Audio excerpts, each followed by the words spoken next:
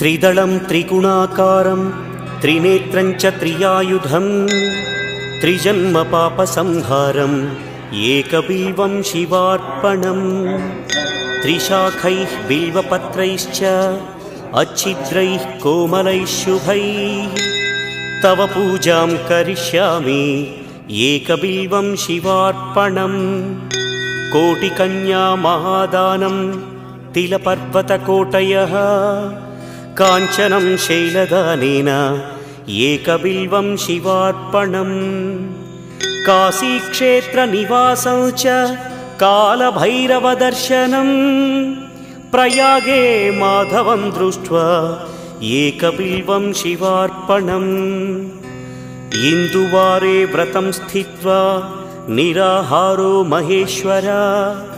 नक्तं हौष्यामि देवेश एकबिल्वम्